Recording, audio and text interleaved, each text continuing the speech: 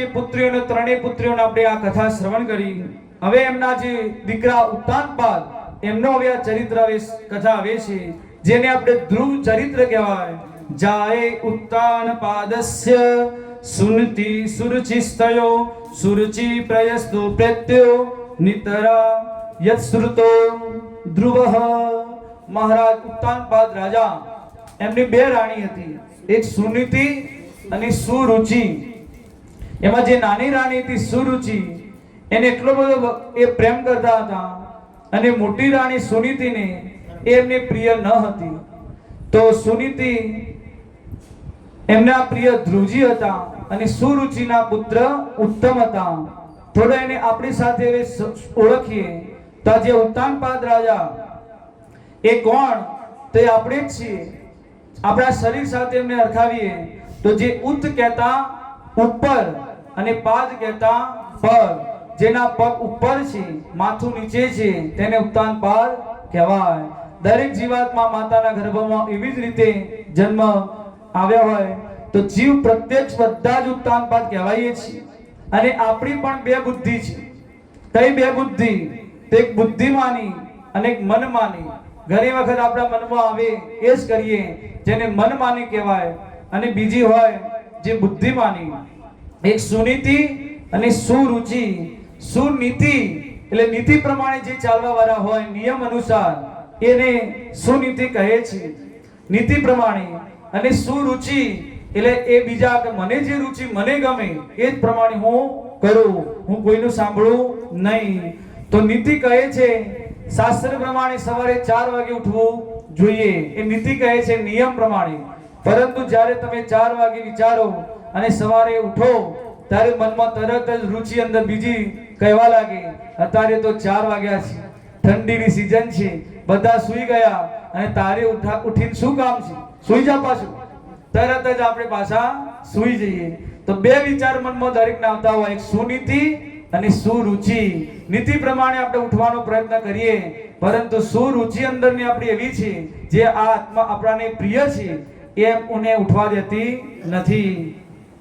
તો પરિણામ એ આવ્યું કે ધ્રુવ જે સુનીતિના પુત્ર અને સુરુચિ એમના પુત્ર ઉત્તમ હતા. સુનીતિ એટલા બધા ધ્રુવજીને સંસ્કાર આપ્યા હતા, સરસ. પરંતુ ધ્રુવજીને એમના પિતાજી કોણ છે તે હજુ ખબર નથી. નાના ધ્રુવજી હતા એકદમ. તો એમના મિત્રો સાથે રમે, રમતા રમતા ઘરે જાય. ઘરે જઈને એમની માતાને પૂછે કે બધા જ પોતાના પિતાજી સાથે ફરવા જાય, વાતો કરે, પરંતુ માતા મને તો બતાવો મારા પિતાજી કોણ છે. તો સુનીતિ કહે હું બતાવીશ તારા પિતા કોણ છે. તો તારી ઉંમર હજી નાની છે બેટા, તું ચિંતા કરીશ નહીં. કામ કરતા કરતા ધ્રુવજીને રમતા રમતા એમના મિત્રો એકવાર કહ્યું, વાત નીકળી કે હું તારા પિતાને આજે મેં તમને બતાવી. ધ્રુવજીને કહ્યું તમારા પિતા કોણ છે? તો જે આપણા નગરના રાજા છે એ જ તમારા પિતા છે, જે ઉત્તાનપાદ રાજા એ તમારા પિતાજી છે. ધ્રુવજી કહે સાચે કે હા આ જ તમારા પિતા છે. તો બધા બાળક મિત્રોએ કહ્યું કે ચલો હું તમને અમારા આજે તમારા રાજા પાસે લઈ જઈએ. તો બધા જ બાળકોની સાથે ધ્રુવજી મહારાજ નગરમાં ગયા, રાજ દરબારમાં. જેવા આવતા જોયા તો ઉત્તાનપાદ રાજાએ પોતાના પુત્ર ધ્રુવજીને જોયા, તેટલા બધા ખુશ થઈ ગયા. તરત જ ધ્રુવજીને નીચેથી ઉપર બોલાવ્યા અને તરત જ એમની પાસે આવ્યા તો ગળે લગાવી દીધા અને ધ્રુવજીને એમને ખોળામાં બેસાડી દીધા. ધ્રુવજીને વાલ કરવા લાગ્યા અને તરત ધ્રુવજીને પણ થયું, બધા મિત્રો કહેતા હતા કે અમારા પિતાજી છે, તો મારા પિતા હોય તો જ મને આવી રીતે ખોળામાં બેસાડી અને મને વાલ કરે. તો તરત જ એમની બાજુમાં ઊભી હતી સુરુચિ રાણી, જે તરત જ રાજાને લડવા લાગી. અરે તમે આ શું કરો છો? આ તમે આજે આ ધ્રુવજીના તમે ધ્રુવને તમારા ખોળામાં બેસાડો છો, કાલ તમે એને રાજ સિંહાસન પર બેસાડશો, તો આ તમે ઠીક નથી કરતા. આ સિંહાસન પર મારા પુત્રનો અધિકાર છે ઉત્તમનો, અને તમે આ પેલા અપમાનિત કરેલી પેલા એ સુનીતિના પુત્રને તમે ન બેસાડી શકો. આમ જેવું બોલવા લાગી, તરત જ રાજા ઉત્તાનપાદે તેને ધ્રુવજીને નીચે ઉતારી દીધા. અને સુરુચિ જેવા બોલવા લાગી, ધ્રુવજી એ શબ્દો સાંભળે છે અને કહેવા લાગી, એક અભાગી સ્ત્રીથી તું જન્મ લઈને આવ્યો છે અને આવા મોટા મોટા સપના જુએ છે. રાજાના સિંહાસન પર રાજાના ખોળામાં બેસવાની તારી શું શક્તિ, તારી હિંમત છે? જા, અહીં તારે બેસવાની કોઈ જરૂર નથી. સુરુચિ કહે, જો તારે મારા આ સિંહાસન પર બેસવું હોય, પિતાના ખોળામાં, તો તું મારા ગર્ભથી જન્મ લે, તો હું તને આમાં બેસાડીશ. તો ધ્રુવજી તો રડવા લાગ્યા. નાના હતા બાળક, એટલા બધા શબ્દો તેમને અંદર એવા કષ્ટ પડવા લાગ્યું. તરત જ રડતા રડતા ઘરે આવી ગયા અને પોતાની માતા સુનીતિને કહેવા લાગ્યા. અને સુનીતિ કહે છે, બેટા ધ્રુવ કેમ રડે છે? શું થયું તને જે તું આવું રડે છે? કે મને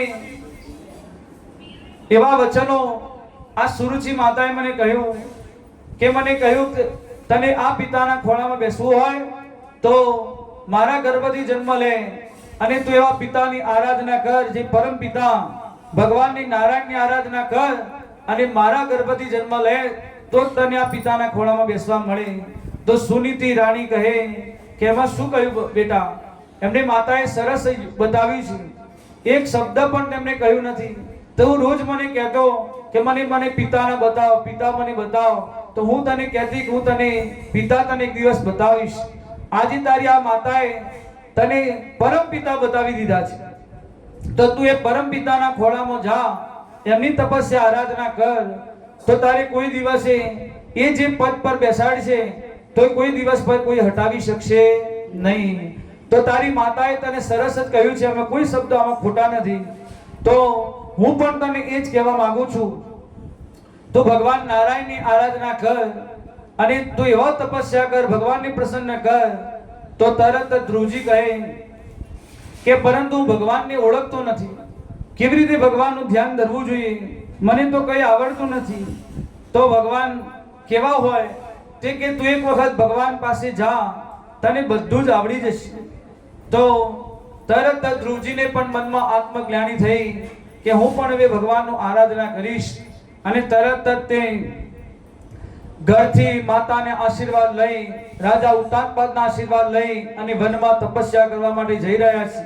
આ બાજુ વૈકુંઠમાં ભગવાનની નારાયણની ચિંતા થઈ કે એક માતાએ એના નાના દીકરાને મારા ભરોસે મોકલી દીધો છે તપસ્યા કરવા, તો એને પણ હવે મારી જવાબદારી છે કે એ બાળકને કંઈ થાય નહીં. તેટલા માટે તરત જ ભગવાન નારાયણે વૈકુંઠમાં ચિંતા થઈ, એમને નારદજી મહારાજને મોકલી દીધા. નારદજી મહારાજને જઈને કહે કે તમે જાઓ આ ધ્રુવની પરીક્ષા કરો. ધ્રુવજીને પહેલા તમે સમજાવજો કે તમે આ તમારી નાની ઉંમર છે, અત્યારે કોઈ તપસ્યા કરવાની ઉંમર નથી. જાઓ તમે ઘરે જાઓ, જ્યારે તમે મોટા થાઓ, વૃદ્ધ થાઓ, ત્યારે તમે ભગવાનનું ભજન કરજો. એમ કરતા તેમને સમજાવજો, માની જાય તેમને ઘરે મોકલી દેજો, અને ન માને તો તમે મારા ભરોસે મારો મંત્ર આપી દેજો અને એમને તમે મોકલી દેજો. તો જેવા ધ્રુવજી નીકળ્યા, વનમાં ધીરે ધીરે જઈ રહ્યા છે. આગળ ધીરે ધીરે કઈ રસ્તો ખબર નથી, ક્યાં જવું, કોઈ આરાધના કરવી, પરંતુ જેવા માતાના વચનો સાંભળી તે નીકળી ગયા. આ બાજુ નારદજી મહારાજ ત્યાં આવ્યા, પરંતુ એમની માતાના સંસ્કાર એવા હતા, સુનીતિજી આપ્યા હતા કે કોઈ ગુરુ, કોઈ બ્રાહ્મણ મહાત્માને આપણે જોઈએ તો દંડવત પ્રણામ કરવા, એમને નમસ્કાર કરવા. તો નારદજીને જોયા, તરત ધ્રુવજી એમને પ્રણામ કરવા લાગ્યા. તરત નારદજી તેમને ઉઠાવી અને એમને હૃદયથી લગાવ્યા. કહેવા લાગ્યા, બેટા ધ્રુવ, તું કેમ આવો વનમાં અત્યારે જઈ રહ્યા છે? કે બસ મારા માતા સાવકી માતાએ મને એવા વચનો કહ્યા છે, જા તારા પરમ પિતાને તું આરાધના કર, તો જ તને આ પિતાના ખોળામાં બેસવા મળે. તો મને મનમાં એવા કડવા વચનો લાગ્યા છે, તો હું આ તપસ્યા કરવા જઉં છું, ભગવાનને પ્રસન્ન કરવા. તો નારદજી કહે કે બેટા અત્યારે ઘરે જાઓ, આ જંગલ છે, ઘનઘોર જંગલ, એમાં જાનવરો પણ બધા ફરતા હોય, તો એમાં કોઈ આવી જશે, તમે ડરી જશો, કોઈ તપસ્યા કરી શકશો નહીં. પરંતુ ધ્રુવજી કહે, ના મહારાજ, મારું વચન હું પ્રતિજ્ઞાથી પૂર્ણ છું અને હું ક્ષત્રિય છું, હું કોઈ દિવસ પાછો ફરવાનો નથી. તો તરત નારદજી મહારાજને લાગ્યું કે આનો દ્રઢ સંકલ્પ મજબૂત છે, આ પાછા ફરવાના નથી. તો તરત જ નારદજી મહારાજે એમને આપી દીધો મંત્ર ભગવાનનો કે ઓમ નમો ભગવતે વાસુદેવાય. આ ભાગવતજીનો પણ મંત્ર કહેવાય અને ધ્રુવજીને ભગવાનનો તે મંત્ર આપ્યો. અને કહ્યું જાઓ તમે આ મંત્રનો જપ કરજો અને ભગવાન તમને જરૂર પ્રસન્ન થશે. એમને અંદર બતાવી દીધી ભગવાનમાં છબી, ભગવાન કેવા દેખાય તો શંખ ચક્ર ગદા પદ્મ પીળું પિતાંબર ભગવાને પહેર્યું હોય અને ભગવાનનો આખી છબી તેમને બતાવી અને હૃદયમાં તેમને ધ્રુવજી અંદર ઉતારી દીધી અને કહ્યું તમે યમુનાના તટ પર મધુવન છે ત્યાં તમે તપસ્યા કરવા જાઓ અને ધ્રુવજીને ત્યાં મોકલી દીધા. આ બાજુ ધ્રુવજી યમુનાના તટ પર મધુવનમાં આવ્યા. 3 દિવસે એકવાર ફળનો આહાર કરતા અને 3 દિવસે નિરાહાર રહેતા. આવી રીતે તેમણે તપસ્યા કરી. બીજો મહિનો પ્રારંભ થયો તો 6 મહિને ઘાસ અને પત્તા જ ખાલી ખાતા અને બીજું કંઈ જ નહીં. પછી ત્રીજો મહિનો પ્રારંભ થયો તો 9 દિવસે જમણા જળ ખાલી પીતા, બીજું કંઈ જ નહીં. ચોથો મહિનો પ્રારંભ થયો તો 12 દિવસે ખાલી વાયુનો આહાર કરતા અને 5મો મહિનો જેવો પ્રારંભ થયો તેમને એક જ પ્રાણાયામ એવો ખેંચ્યો તો આ બાજુ સંસારના જેટલા પ્રાણીઓ બધાના પ્રાણો અવૃદ્ધ થવા લાગ્યા. આમ તેમ બધા દેવતાઓ દોડવા લાગ્યા કે શું થયું પ્રભુ, શું થયું? અમારા પ્રાણ રોકાવા લાગે છે, શ્વાસ લેતા અમને તકલીફ થાય છે, શું થયું? તો ભગવાનને કહેવા લાગ્યા પ્રભુ અમને બચાવો. તો ભગવાન કહે કે તમે ગભરાશો નહીં, હું હમણાં જ તે ઠીક કરું છું. તરત જ ભગવાન મધુવનમાં ભગવાન આવ્યા. શંખ ચક્ર ગદા હાથમાં લઈ ધ્રુવજીની આગળ ભગવાન જેવા પ્રગટ થયા. બોલો ભક્ત વત્સલ ભગવાન કી જય. પરંતુ ધ્રુવજી આંખો ખોલતા નથી, કેમ કે અંદર હૃદયમાં જે નારદજી મહારાજે છબી બતાવી હતી એ અંદર હૃદયમાં હતી. તો તરત જ ભગવાન સામે ઉભા છે પરંતુ આંખો ખોલતા નથી. તો ભગવાને તરત જ અંદર જે છબી દેખાતી હતી તે અદ્રશ્ય કરી દીધી. એટલે તરત જ આંખો એમની ખુલી ગઈ. જેવી આંખો ખુલતા સામે ભગવાન ઉભા હતા. ધ્રુવજી તો જોઈને એકદમ એટલા બધા પ્રસન્ન થઈ ગયા કે જે અંદર હું જોતો તો એ જ ભગવાન બહાર, અને એટલા બધા પ્રસન્ન થઈ ગયા.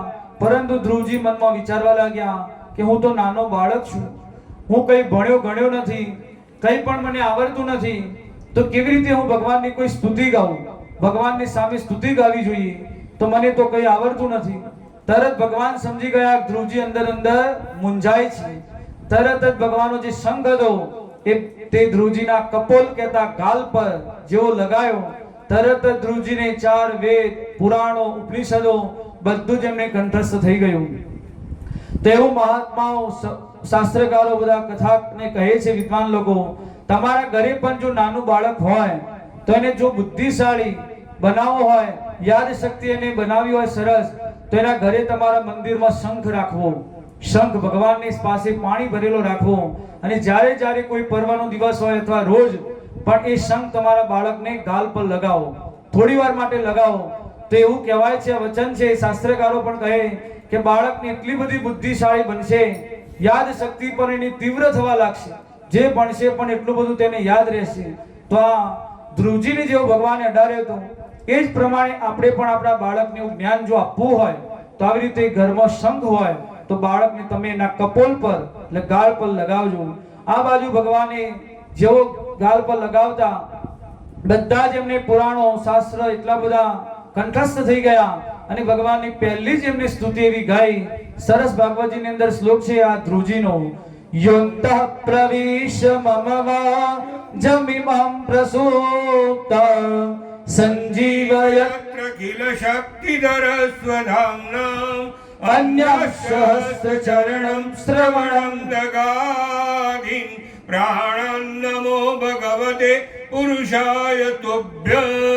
એટલી સરસ દિવ્ય એમને સ્તુતિ આ ગાઈ ધ્રુવજીએ અને કહે છે, પ્રભુ તમે મારા અંતકરણથી તમે પ્રવેશ કરીને સૂઈ ગયેલી મારી વાણીને તમે જગાડી છે. તમે શક્તિ નથી આપી, તમે હાથ, પગ, નાક, કાન આ બધી ઇન્દ્રિયોમાં જો શક્તિ તમે આપી છે તો પ્રભુએ તમારી આપેલી શક્તિ તો સર્વશક્તિમાન પ્રભુ, હું તમારા જ ચરણમાં હું વારંવાર પ્રણામ કરું છું. ભગવાન કહે, તમારી સ્તુતિથી હું પ્રસન્ન થયો, તમે માગો બેટા ધ્રુવ, તમે કેમ મને આટલા બધા તપસ્યા કરી પ્રસન્ન કર્યા, તમારે જે જોઈતું હોય તે તમે મને મારી પાસે માગો. ધ્રુવજી કહે છે, પ્રભુ તમે મને મળ્યા, હવે મારે કોઈ પણ જોઈતું નથી. ભગવાન કહે છે, ના બેટા, તમારી ઈચ્છા નથી પરંતુ મારી ઈચ્છા છે કે તમે ઘરે જાઓ, તમારા પિતાના સિંહાસન પર બેસી 36,000 વર્ષ સુધી તમે રાજ્ય કરો, અને જ્યારે રાજ્ય તમારું પૂરું થાય એના પછી તમારું મારું દિવ્ય ધ્રુવ લોક તમને હું આપું છું. ત્યાં તમે વિમાનમાં બેસી અને ધ્રુવ લોકના તમે અધિકારી બની જજો.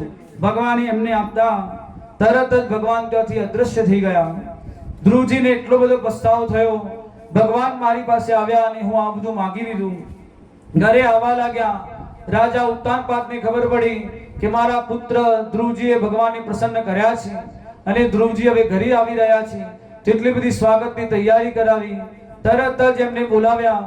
રાજ સિંહાસન પર આવી તરત જ એમને સિંહાસન પર બેસાડી દીધા અને કહે છે, પુત્ર તું આજથી રાજા, તું અને હું વનમાં હવે ભજન કરવા જાઉં છું. ઉત્તાનપાદા રાજપાટ બધું જ ધ્રુવજી મહારાજને આપી દીધું અને તરત જ તે ભજન કરવા જતા રહ્યા. અને જ્યારે તેમનો સમય પૂરો થતા ત્યારે ધ્રુવજીના વિમાન આવ્યું લેવા તેમની માતા સુનીતિની સાથે લઈ અને પોતાના ધ્રુવ લોકમાં તે જતા રહ્યા. બોલો ભક્ત વત્સલ ભગવાન. આજે પણ બધા જ તારા જે આકાશમાં દેખાય તે ચલ કહેવાય, પરંતુ ધ્રુવજીનો તારો એ અચલ છે, કોઈ દિવસ તે હલતા નથી. ધ્રુવનો તારો સદાય માટે સ્થિર છે, રહે છે. સવારના 4 વાગે જો જોવું હોય તો ઉત્તર દિશા બાજુ આ ધ્રુવજીનો ધ્રુવ લોક આજે પણ ચમકતું દેખાય છે. એટલા બધા દેવી દેવતાઓ ત્યાં બધા જ એમનો ધ્રુવ લોકને ચમકાવે છે અને તે દેખાય છે. તો ધ્રુવનો લોક પણ ત્યાં ભગવાન એમના પદ એમને તે ધ્રુવ લોક ત્યાં આપ્યું છે. આગળ તેમના વંશમાં ધ્રુવજીના વંશમાં આગળ અંગ થયા. તે બહુ ધર્માત્મા રાજા હતા, પરંતુ એમને દુર્ભાગ્યથી એમનો દીકરો થયો જે વ્યન થયો. તે વ્યન એટલો બધો નાસ્તિક થયો, તેને સત્તા પર જેવો આવ્યો તરત જ તેને રાજ્યમાં લગાવી દીધી બધા કે મારા રાજ્યમાં ધર્મ નિરપેક્ષ રહેશે, મારા ધર્મમાં કોઈ યજ્ઞ નહીં, પૂજા પાઠ નહીં, કોઈ કથા નહીં, કોઈ સત્સંગ નહીં, કંઈ પણ મારા આ રાજ્યની અંદર થશે નહીં. તો બધા સંતો મહાત્માઓ ભેગા થયા અને એટલો સત્યાગ્રહ કર્યો કે રાજાને સમજાવવા તો પડશે. રાજા નાસ્તિક છે, પરંતુ તમે આવી રીતે ધર્મ પર બધો બેન લગાવી દો એ ચાલે નહીં. તો તરત જ બધા ભેગા થયા અને તરત જ તેને સમજાવવા ગયા, પરંતુ તે કોઈને સમજવામાં આવ્યો નહીં. તો બધા એક જ સાથે ઓમકાર ધ્વનિ કરતા, મહાત્માના શબ્દોનો ઓમકાર ધ્વનિ જેવો કરતા તરત જ ધરતી પર તે વ્યન ઢળી પડ્યો. જેવો પડતા જ એ નિષ્પ્રાણ થઈ ગયો, પડતા જ તેનું મૃત્યુ થઈ ગયું. બધા વિચારવા લાગ્યા કે આજે આ રાજાને તો આપણે સમજાવવા આવ્યા હતા, પરંતુ આ રાજા જ પધારી ગયા. તો બધા અંદર અંદર વાતો કરવા લાગ્યા કે ભાઈ શું કરવું જોઈએ. તરત જ તે વ્યનના શરીરનું મંથન કર્યું. જેવું મંથન કર્યું તેમાં નિષાદની ઉત્પત્તિ થઈ. પછી બીજી વખત મંથન જેવું કર્યું તેમાં પૃથુ રૂપમાં ભગવાન પ્રગટ થયા. બોલો પૃથુ ભગવાન કી જય. વ્યનની ભુજાઓનું મંથન કરવાથી એમાં પૃથુ મહારાજનો થયો. પછી પૃથુ મહારાજને રાજ્યાભિષેક કર્યો અને એમને રાજ સિંહાસન પર બેસાડ્યા અને ધર્મ પરાયણ હતા. પછી એમનું રાજ્ય શાસન ચાલ્યું. તો બધા ખેડૂત કિસાનો એમને આવીને ફરિયાદ કરવા લાગ્યા કે મહારાજ અમે એટલી બધી ખેતી મજૂરી કરીએ છીએ, પરંતુ કોઈ અન્ન ખેતરમાં ઉગતું નથી, તો તમે કંઈક એનો ઉપાય કરો. તો પૃથુ મહારાજ કહે કે હું પૃથ્વીને પ્રાર્થના કરું છું. તો મહારાજે પૃથ્વીને આદેશ આપ્યો કે પૃથ્વી આ ભૂમિને તું હરીભરી કરી દે. તો પૃથ્વીએ કંઈ સાંભળ્યું નહીં. તો પૃથુ બોલ્યા હે વસુંધરા, તું જો મારું વાત નહીં માને તો તારો વધ કરી નાખીશ. મારી આજ્ઞા ન માની તો જેવા પૃથુ મહારાજ ક્રોધિત થયા તો પૃથ્વી દેવી પ્રગટ થઈ ગયા અને પૃથ્વી દેવી કહ્યું કે મહારાજ તમે ધર્મવાળા છો, ધર્માત્મા રાજાઓ છો, તો તમે આ બધા રત્નો પ્રગટ કરવાનું તમે કહો છો, પરંતુ આ જે વ્યન રાજા આગળ થઈ ગયા એટલો બધો નાસ્તિક એ રાજા હતા, તેટલા માટે હું એવા રાજ્યમાં કઈ રત્ન પેદા કરતી નથી. એટલે જેટલા પણ આ રત્નો બધા મારા ગર્ભમાં હું સંતાડી દઉં છું, પરંતુ તમે હવે ધર્મમય રાજા છો તો તમે મારું દોહન કરો. દોહન કરવાથી બધા રત્નો તમે પ્રગટ કરો. તો જેવા પૃથ્વી માતાએ કહ્યું તો પૃથુ મહારાજે એમનું દોહન કરવા લાગ્યા અને બધા દોહન કરતા રત્નો પાછા ફરીથી પ્રગટ થયા અને હરીભરી હરિયાળી સાથે બધા જ એમનો ખેડૂતો બધા કિસાનો ખુશ થઈ ગયા. અને ત્યારે પૃથ્વીની પુત્રી તરીકે તે પૃથ્વીનું નામ પડ્યું. અને પછી એમને એટલા બધા યજ્ઞો કર્યા પૃથુ મહારાજે, 100 યજ્ઞ કરવા અને સિંહાસન ઇન્દ્ર નું પ્રાપ્ત કરવા. પરંતુ ઇન્દ્ર યજ્ઞનો ઘોડો બનીને આવી ગયા અને પૃથુ મહારાજ ઇન્દ્ર પર ક્રોધ કર્યો. બ્રાહ્મણોએ ક્રોધ ના કરો કે મહારાજ તમે અમને આજ્ઞા આપો, અમે એવો મંત્ર ભણીશું કે આ ઇન્દ્રના સિંહાસન સાથે આવશે ને આપણે તરત જ એનો સ્વાહા કરી દઈશું, તમે ચિંતા ન કરો. તો પૃથુ મહારાજે કહ્યું બ્રાહ્મણો એવો મંત્ર તમે ભણો. તો જેવા મંત્રો બ્રાહ્મણો ભણવા લાગ્યા તરત જ આ બાજુ બ્રહ્માજી પ્રગટ થયા. બ્રહ્માજી કહે, અરે બ્રાહ્મણો તમે શું કરો છો? આવા મંત્રો ના બોલાય કે તમે આવા ઇન્દ્રને સિંહાસન સાથે લાવીને યજ્ઞમાં સ્વાહા કરો છો. ઇન્દ્રનો સ્વાહા કરી દેશો તો કેવી રીતે ચાલશે? આવું તમારાથી ન કરાય. બ્રહ્માજીએ બ્રાહ્મણોને સમજાવ્યા અને પૃથુ મહારાજને પણ સમજાવ્યા અને ઇન્દ્રને ત્યારે માફ કરી દીધો. અને ત્યારે જ ભગવાન પણ ત્યાં યજ્ઞશાળામાં પ્રગટ થયા. અને ભગવાન યજ્ઞશાળામાં પ્રગટ થયા અને પ્રમોદિત થયા. ત્યારે પૃથુ મહારાજે એમને પ્રાર્થના કરી કે મહારાજ, ભગવાને કહ્યું પૃથુ મહારાજ તમે મારી પાસે માંગો તમારે જે જોઈતું હોય. તો પૃથુ મહારાજ કહે મારે 10,000 કાન આપો. કેટલા કાન માંગ્યા? 10,000 કાન માંગ્યા. તો કે આટલા બધા કાનથી તમે શું કરશો? તો પૃથુ મહારાજ કહે કે હું તમે 10,000 કાન ખાલી તમારી કથા સાંભળવા માટે હું માંગુ છું. પૃથુ મહારાજે 10,000 કાન માંગ્યા ખાલી ભગવાનની કથા સાંભળવા. અને ભગવાનની કથા જો થઈ રહી હોય તો આપણા બધાને 2 કાન પણ કથા સાંભળવા માટે ઉપયોગ કરીએ નહીં. આળસ આવે, ગમે તેવા અંદર આજુબાજુ જોઈએ, પરંતુ કથાની સાંભળીએ નહીં. પરંતુ કોઈની નિંદા થતી હોય, કોઈની વાતો થતી હોય તો તરત જ આપણે તો 2 કાન પણ ઓછા પડે, હજુ પણ કાન વધારે હોય તો સારું. તો પરંતુ ઉત્સાહથી પૂછે છે શું થયું, શું થયું, એનું કેવું થયું, આપણે આવા પૂછવા લાગીએ છીએ. પરંતુ નિંદામાં કોઈ દિવસ આનંદ લેવો નહીં, પરંતુ આવી કથા સત્સંગમાં આનંદ લેવો જોઈએ. તો પૃથુ મહારાજે 10,000 કાન ખાલી ભગવાનની કથા સાંભળવા માંગ્યા છે. પછી સુખદેવજી મહારાજ કહે રાજા પૃથુ મહારાજને સનત કુમાર આવ્યા અને સત્સંગ એમની જોડે કર્યો કે રાજા અને પ્રજાનું કેવું કર્તવ્ય હોય. રાજા પ્રજા પાસે ટેક્સ લે અને એ જ ટેક્સમાંથી બધું જ એમનું બધું રાજ્યનું સંભાળે છે, વિકાસ એમાં જ કરે છે. પરંતુ પ્રજાને ખબર પડતી નથી. બધા તમે જો અત્યારે કોઈ વસ્તુ ખરીદો બધા પર ટેક્સ લાગતા હોય, એ બધી જ સરકાર ટેક્સ લેતી હોય અને એમાંથી જ એનો વિકાસ કરતી હોય. તો પૃથુ મહારાજને પણ સમજાવ્યા કે સૂર્ય આપણી પાસેથી 8 મહિના બધો જ રસ આપણી પાસેથી ખેંચી લે છે. સૂર્ય એવું કોઈ જગ્યા નથી, કોઈ વસ્તુ નથી કે એનામાંથી રસ ન ખેંચી, બધામાંથી રસ સૂર્યનારાયણ ખેંચે છે. પરંતુ જ્યારે 4 મહિના આવે ત્યારે વરસાદ રૂપી બધો જ તે સૂર્યનારાયણ આપણને પાછું આપી દે છે. પરંતુ બધું આપણામાંથી જ ખેંચ્યું હોય છે, પરંતુ કોઈને ખબર પડતી નથી. તો રાજા અને પ્રજાનું શું કર્તવ્ય હોય છે તે તેમને સમજાવ્યું. બોલો પૃથુ મહારાજ કી જય. હવે પૃથુના વંશમાં આગળ પ્રાચીન બહિર થયા. તે એટલા બધા કર્મકાંડી હતા, પરંતુ યજ્ઞ કરતા, પરંતુ તે પશુઓની બલિ ચડાવતા. તો એક વખત નારદજી મહારાજે તેમને સમજાવ્યા કે તમે આવી પશુઓની બલિ ચડાવશો નહીં. જેટલા પશુઓને તમે માર્યા છે તે જુઓ તમે આકાશમાં તમારી સામે રાહ જોઈને ઊભા છે. તમારે પણ કોઈ દિવસ એમને આવું મળવું પડશે, તમારો પણ તે બદલો લેશે જ. તો પુરંજન વ્યાખ્યાનથી એમને આત્મતત્વનો ઉપદેશ તેમને આપ્યો કે જીવાત્મા અને પરમાત્મા બંને મિત્રો જ છે. બંને મિત્રો એ પરમાત્માથી જીવ ખોવાઈ જાય અને જીવ જગતમાં ભટકી જાય છે અને માયાના પ્રભાવથી તે પરમાત્માને ઓળખી શકતા નથી. તો એ બધો આત્મતત્વનો બોધ તેમને સમજાવ્યો. તો કહેવા લાગ્યા આગળ પછી એમના સંતાન ઉત્પન્ન થયા. તેમને આદેશ આપ્યો પ્રાચીન બહિરના 10 પુત્રો થયા જે પ્રચેતા કહેવાય. એમને સંતાન ઉત્પન્ન કરવાનો આદેશ આપ્યો. તો એમને તો શ્રી હરિની આરાધના કરવા લાગ્યા અને મહાદેવજીના દર્શન આપ્યા. મહાદેવજીએ તેમનો તત્વનો ઉપદેશ આપ્યો અને મહાદેવજીએ તેમને પ્રચેતાઓને રુદ્ર ગીત આપ્યું. એ રુદ્ર ગીત ના માધ્યમથી તે ભગવાનની આરાધના કરતા જે ભાગવતજીના ચોથા સ્કંદમાં 24મા અધ્યાયમાં 33મા શ્લોકથી આ રુદ્ર ગીત પ્રારંભ થાય છે. આ રુદ્ર ગીત એટલું બધું સરસ છે ભાગવતજીનું, જે નારાયણ સરોવર આપણું કહેવાય. ક્યાં આવ્યું?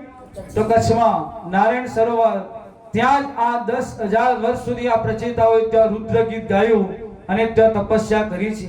આજે પણ એવું કહેવાય કે જો મનુષ્ય કોઈ સવારે ઉષા કાળમાં એટલે બ્રહ્મ મુહૂર્તમાં ઉઠી આ રુદ્ર ગીત કોઈ તમે સાંભળો અથવા તમારી જાતે તમે એના શ્લોકથી ગાઓ તો તમારા કર્મના બંધન છૂટી જાય છે. જે પૂર્વ જન્મના આપણે કર્મ બંધનો અત્યારે જે ભોગવતા હોઈએ એ જો કર્મ બંધન તમારે ના ભોગવવા હોય તો તમે આ રુદ્ર ગીત ગાવાનું શરૂ કરી દો. રુદ્ર ગીત તમે ગાશો તો જે આગળ કરેલા કર્મો છે એ કોઈ તમારે ભોગવવા નહીં પડે, બધા જ કર્મ ઝીરો થઈ જશે. તો એવું કહેવાય છે કે તમે ઉષા કાળે બ્રહ્મ મુહૂર્તમાં ઉઠી અને તમે આ રુદ્ર ગીત ગાવું જોઈએ. પ્રચેતાઓની પાસે પછી આગળ નારદજી આવ્યા.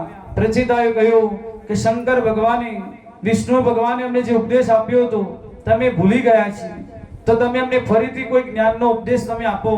જો પ્રચેતાઓએ કહ્યું કે જો ભગવાનને જલ્દી પ્રસન્ન કરવા હોય તો તમે અમને કોઈ એવો સરળ ઉપાય બતાવો જે ભગવાન અમને જલ્દી મળી જાય. તો નારદજી મહારાજ કહે તો તમારા જીવનમાં 3 વાત યાદ રાખો. આ બધા જ બંધુ આપણે ભક્તોને પણ હું કહું છું કેવો સરસ નારદજી મહારાજે બતાવ્યું. જો તમારે ભગવાનની કૃપા જોઈતી હોય, ભગવાનને જલ્દી પ્રસન્ન કરવા હોય તો આ 3 વાત તમારા જીવનમાં ઉતારી દેજો. કઈ 3 વાત તેમને બતાવી?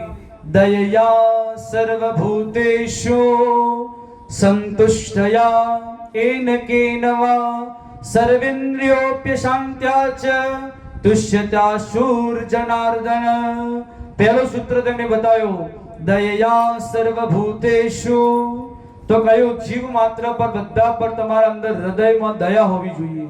દયા તમારા અંદર હોવી જોઈએ. જો તમારા અંદર દયા નથી તો ભગવાન કોઈ દિવસ પ્રસન્ન થશે નહીં. બીજો નંબરમાં કહ્યું કે તમારા અંદર સંતોષ હોવો જોઈએ, સંતુષ્ટિ. ભગવાને તમને જે આપ્યું છે, જે તમે કમાઓ છો, જે પરિવાર છે એમાં તમારો સંતોષ હોવો જોઈએ. થોડો પણ એમાં સંતોષ નથી તો ભગવાન પણ પ્રસન્ન થવાના નથી. બીજા નંબરમાં એ બતાવ્યું. ત્રીજા નંબરમાં કહે સર્વેન્દ્રિયોપ્ય શાંત્યા ચ. તમારા શરીરની જેટલી ઇન્દ્રિયો છે તેના પર તમે સંયમ રાખો, ઇન્દ્રિયો પર સંયમ રાખો. देखना इंद्रियों के न गोड़े પડે, इनमें हरदम ये संयम के खोले पड़े. अपने रथ को सुमारठ लगाते चलो, कृष्ण गोविंद गोपाल गाते चलो, कृष्ण गोविंद गोपाल गाते चलो. પ્રભુના નામનો આશ્રય લો, ઇન્દ્રિયો પર લગામ રાખો અને જીવનમાં 3 વાત જો તમે ઉતારી દો તો ભગવાન જલ્દી તમને પ્રસન્ન થઈ જાય છે. સુખદેવજી મહારાજ આગળ કહે કે રાજન, ઉત્તાનપાદ રાજાનું આપણે આ ચરિત્ર સાંભળ્યું. હવે એમના જે બીજા એમના ભાઈ હતા જે પ્રિયવ્રત, એનું હવે ચરિત્ર સાંભળો. અહીંથી હવે 5મો સ્કંદ હવે આપણે પ્રારંભ થાય છે. તો ઉત્તાનપાદના ભાઈ જે પ્રિયવ્રત, એમને એવો એક રથ તૈયાર કર્યો. એ વિચારતા હતા કે રાત પડે અને રાતના 12 કલાક એમના બરબાદ થઈ જાય છે, એમાં કંઈ પણ કરી શકતા નથી. તેમણે એક જ્યોતિર્મય રથ બનાવ્યો અને તરત જ તે કે એ રથ લઈને ફર્યા કે હું દિવસને દિવસ જ રાખી, રાત કોઈને થવા દઈશ નહીં. તો જેવા 7 વખત એ રથ લઈને ફર્યા, તો જેવા 7 પરિક્રમા થઈ તો તરત જ સપ્તદ્વીપ બની ગયા. એટલામાં બ્રહ્માજી આવી ગયા. બ્રહ્માજી આવીને કહ્યું કે બેટા તમે આવી ગડબડ કરશો નહીં. કેમ તમે આવા રથ લઈને ફરો છો? કેમ કે રાત બ્રહ્માજી કઈ મેજ બનાવી છે. દિવસના લોકો થાક્યા પાક્યા જ્યારે રાત્રે આવીને સૂઈ જાય, તેટલા માટે રાતે આરામ પણ જોઈએ એમને, એટલા માટે મેં રાત પણ બનાવી છે. તો તમે આવી ગડબડ કરશો નહીં. ખરાબ વસ્તુ તો આપણે સારું ખોટું કરીએ છીએ, પરંતુ રાત કોઈ ખરાબ નથી. પ્રિયવ્રતને વાત સમજવામાં આવી તો એમને જે રથ 7 ફેરવ્યા હતા એ 7 દ્વીપો બની ગયા, જે સમુદ્ર 7 બની ગયા.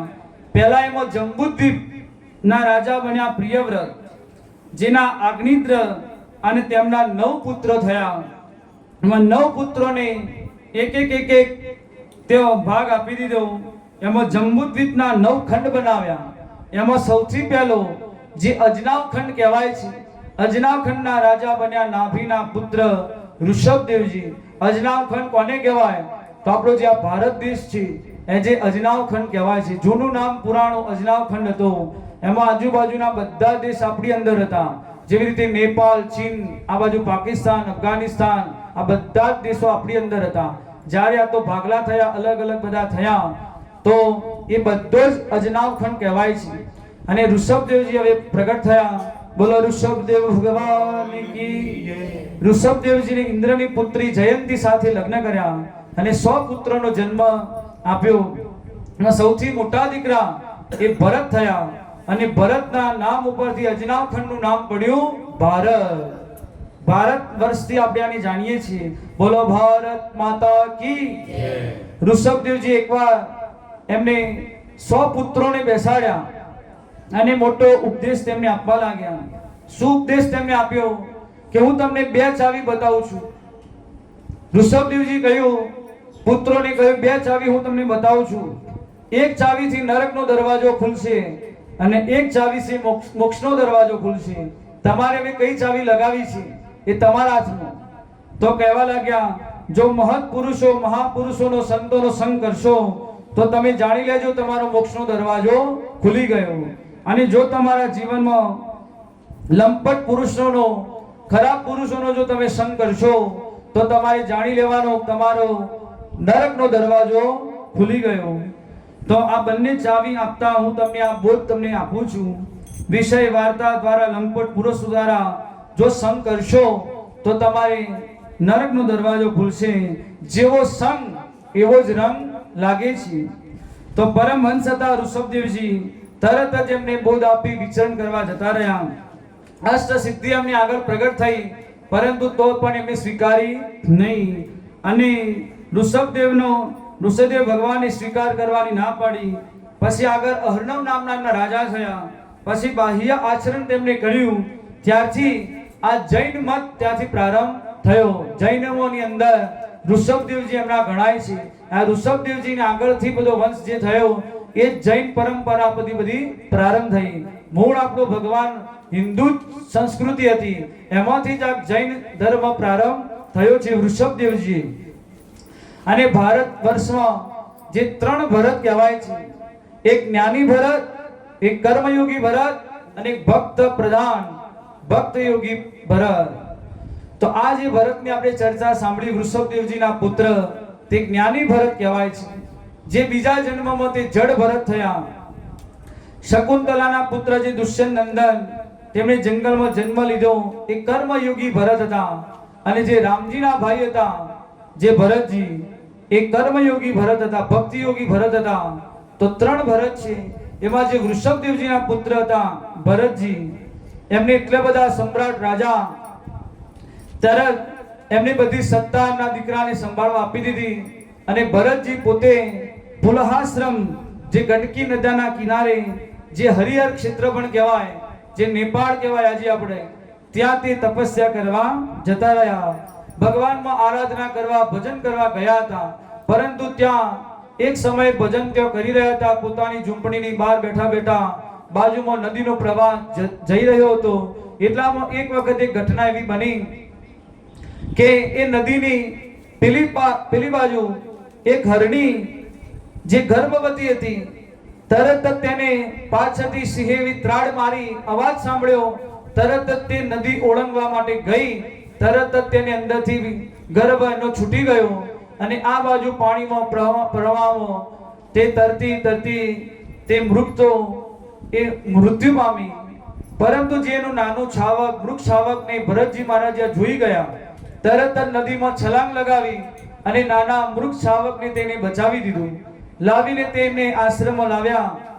એના પર હાથ ફેરવતા ગયા, નાનું મોટું કરવા લાગ્યા. તરત જ તે એની બધી સાર સંભાળ કરવા લાગ્યા. અને એટલા વિરમો એમાં આસક્તિ એમાં થઈ ગઈ. અને મૃગ શાવક ક્યાં છે તે વ્યાકુલ થઈ જતા અને ચિંતન કરવા લાગ્યા. જે ભજન કરવા આવ્યા હતા ભગવાનનું, પરંતુ આસક્તિ થઈ ગઈ આ મૃગમાં. મરણ કાલ में भी रहा मृग शावक का ध्यान, पुनर्जन्म में मृग हुए राजा मोह निधान. મૃગનું સ્મરણ કરતા એમનું શરીર તેમને રાજાએ છોડ્યું ભરતજીએ, તો તરત જ બીજા જન્મમાં મૃગ બનવું પડ્યું. એટલા માટે જો તમે કોઈમાં આસક્તિ રાખશો તો તમારે 100% તમારે એ જ જન્મ લેવો પડશે. એટલા માટે આસક્તિ કોઈનામાં રાખવી નહીં. એટલા માટે કહેવાય છે આસક્તિ કભી ભી આશક્તિ હૈ. હિન્દી શબ્દ છે આશક્તિ કભી ભી આશક્તિ હૈ. તો આશક્તિ પર સદાય માટે ધ્યાન રાખવું, કોઈનામાં એટલું બધું મન રાખવું નહીં. બીજા જન્મમાં જેવો મૃગ શરીર તેમને છોડ્યું, મૃગ શરીર જેવું છોડ્યું, તરત જ એમને બ્રાહ્મણની કુળમાં એમનો જન્મ થયો. કેમ કે ભજન પહેલો આગળનું કરેલું કોઈ દિવસ વ્યર્થ થતું નથી. બ્રહ્મજ્ઞાની બ્રાહ્મણ બન્યા, પરંતુ તેમને વિચાર્યું કે આ જન્મમાં હવે મારે કઈમાં પણ મારો મોહ રાખવો નથી. માતા પિતા તેને સમજાવે, બાળક તો હવે મોટો થયો, તારા હવે લગ્ન મેં કરાવીએ, પરંતુ કઈ બોલતા નથી. પાગલ જેવો વ્યવહાર કરવા લાગ્યા. તો માતા પિતા ભાઈઓ કહે કે આ તો પિતાજી જડ છે, આને શું તમે વિવાહ કરાવશો? તો ત્યારથી એનું નામ પડી ગયું જડ ભરત. ત્યારે ભરતજી તો એટલા બધા પ્રસન્ન થયા, મારે જેવું થવું હતું એવું જ મને મળી ગયું. તરત જ પિતાજી માતા તો અમુક સમય પછી તે મૃત્યુ પામ્યા. હવે ભાઈઓએ કહ્યું કે ભરત, એ જડ ભરત, તારે અહીં રહેવાની જરૂર નથી, તો ખેતરમાં જા અને ખેતરની સાર સંભાળ રાખજે. તરત જ તેમને ખેતર મોકલી દીધા અને ત્યાં ખેતરમાં રહેતા, પરંતુ પશુ પંખી જાનવરો જે પણ આઈને ખાઈ જાય, કોઈને પણ ના પાડતા નહીં. આ તો ક્યાં ભગવાનનું છે, ક્યાં મારું છે, તમે તાર ખાઓ, કોઈને પણ કાઢતા નથી. આમ કરતા એકવાર શુદ્ર જાતિના ડાકુને એક દેવીની બલિ ચડાવવી હતી. તો જરૂર પડી, તો કોઈ નરની જરૂર પડી. તરત જ તે શુદ્ર જાતિના ડાકુઓ આ ભરતજીને ખેતરમાં જોઈ ગયા. તરત જ તેમને ઉઠાવીને લઈ ગયા અને ભદ્રકાલીના ચરણમાં તેમને ઊભા કરી દીધા. ભદ્રકાલી આ બાજુ બધા શુદ્ર જાતિના ડાકુઓ મસ્તક કાપવાના હતા, પરંતુ ભદ્રકાલી એવો વિચાર કરે છે કે આ કોઈ બ્રહ્મજ્ઞાની ભગવાનનો ભક્ત છે અને એની બલિ હું કેવી રીતે લઈ શકું? મારે આવી બલિ લેવાય નહીં.